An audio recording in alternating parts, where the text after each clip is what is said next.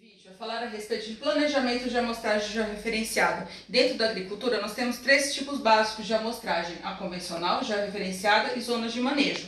A georreferenciada ela ainda é subdividida por célula e por ponto ela pode ser regular, regular aleatória ou direcionada. Qual o melhor método escolher para a amostragem? A resposta é variabilidade. Como eu quero conhecer a variabilidade da minha área? Tá? Diferente da amostragem convencional. A amostragem convencional é aquela usada na agricultura convencional, né, em que o meu talhão todo ele vai representar uma célula, eu vou coletar pontos de zigue-zague e essas subamostras ela me dão um valor médio e eu vou fazer uma aplicação de corretivo em taxa fixa, por exemplo. Então ela não tem agricultura de precisão, não tem variabilidade espacial.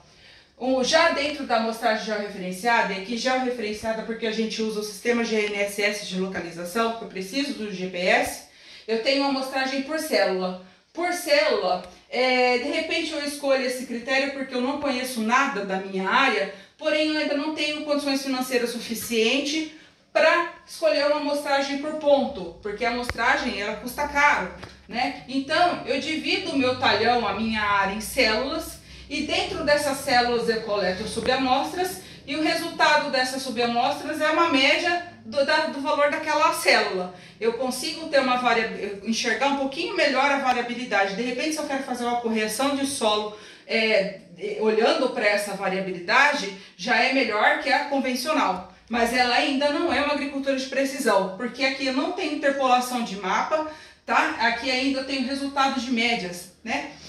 Já dentro da georreferenciada por ponto, eu tenho uma por ponto em grade regular. Essa georreferenciada por ponto regular, eu divido minha área em células. Dentro de cada célula eu tenho um ponto central. Meu ponto de amostra vai ser coletado exatamente nesse ponto central. Só que qual o problema desse tipo de amostragem? Aqui uma amostra ela pode ser contaminada por um adubo que já existia no solo. Então o valor de toda essa minha célula que esse ponto representa, ele pode estar superestimado. Então essa amostra ela vai estar contaminada. Muitas vezes é melhor eu usar então um tipo de amostragem já referenciada por célula ou direto por ponto por ponto aleatório do que usar uma por ponto regular, porque aqui a probabilidade de eu coletar uma amostra contaminada é maior. Já a amostragem já referenciada por ponto regular aleatório, eu consigo ter uma visibilidade melhor da minha área e aqui o SIG já distribui subamostras aleatórias no meu ponto. Então, a minha variabilidade vai ser melhor vista, né? Eu consigo uma interpolação melhor desse mapa e eu vou conseguir enxergar um pouco melhor o meu atributo. Aqui eu ainda não conheço o meu solo, não conheço a minha área, mas eu já vou conhecer um pouco melhor. E aqui eu já posso falar em agricultura de precisão. Por quê? Porque eu tenho interpolação no mapa, eu tenho uma interdependência entre os pontos, entendeu? Eu tenho a dependência espacial dos pontos. Aqui geralmente eu posso fazer, por exemplo, começar com um estudo de textura de solo. Eu quero conhecer a quantidade de argila que existe no meu solo, né? Eu quero trabalhar com um herbicida pré-emergente, que o alvo dele é o solo. Esse herbicida onde tem mais CTC, eu vou aplicar mais herbicida, menos CTC, menos herbicida, né? Então aqui eu já conheço enxergar melhor. Esse tipo de amostragem, junto com outras informações, com NDVI, com índice de vegetação, né? Ou por exemplo, mapa de fertilidade, eu já consigo ir para esse tipo de amostragem, que é a amostragem já referenciada por ponto direcionado. Então, como eu já conheço um pouco melhor a variabilidade do meu talhão, mas eu ainda não entendo por que existe certa variabilidade em certas áreas, certas regiões, eu consigo alocar os meus pontos amostrais nas zonas mais críticas, tá? Então aqui eu posso, por exemplo, fazer um mapa do comportamento do fósforo, né?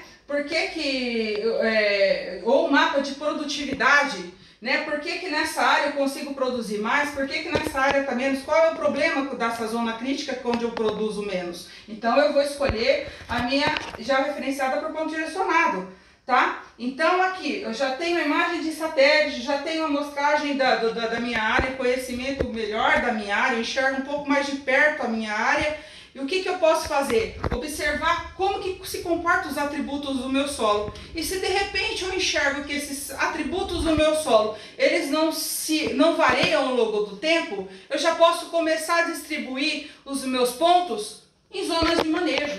Tá? Aqui, zonas de manejo, eu distribuo, por exemplo, eu conheço muito bem a minha área, tá? Eu tenho conhecimento de imagem, tenho conhecimento de mapa, de amostragem de solo e sei como se comporta cada região do meu talhão.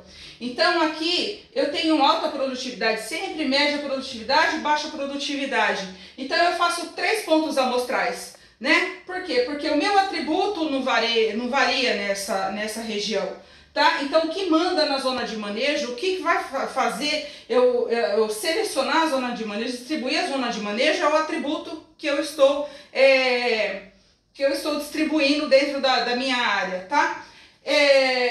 Importante dentro de SIG, quando eu vou trabalhar numa ferramenta de SIG, é que eu faça a limpeza da bordadura, a limpeza dos talhões. Por quê? Porque se eu pegar um ponto amostral dentro dessas áreas, esse ponto ele pode estar superestimado, né? Ele vai contaminar a minha amostra. Então é importante que eu faça a limpeza e deixe somente a área útil do talhão.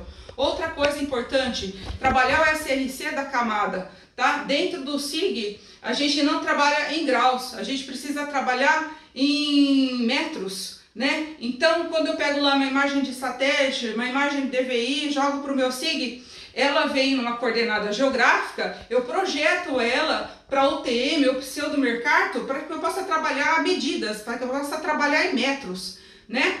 E depois, quando eu vou terminar o meu projeto, vou salvar o meu projeto, eu preciso voltar esse projeto para geográficas novamente. Por quê? Porque a minha máquina, ela vai ler a localização, ela trabalha com geolocalização, eu preciso converter. E geralmente o mais usado é o WGS 84, que é o padrão para todas as máquinas, ok?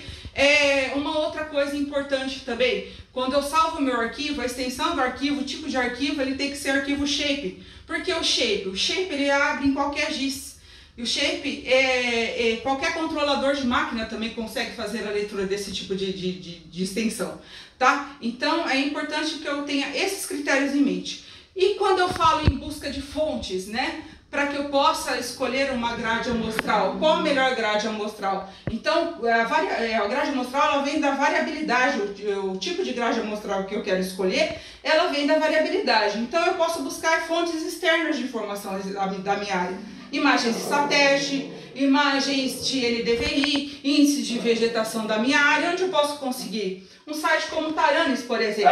Tá? Taranis é uma plataforma de uma startup israelense, trabalha com imagens aéreas de alta resolução e eu consigo complementar então as informações. Ela não é uma plataforma gratuita, porém ela é conhecida como Waze da agricultura, né? Qualidade das imagens que ela oferece. Então eu preciso ver o custo-benefício. Se eu quero trabalhar com agricultura de precisão, preciso saber o custo-benefício de se trabalhar com uma plataforma como essa, ok? Espero que tenha entendido. Obrigada pela atenção.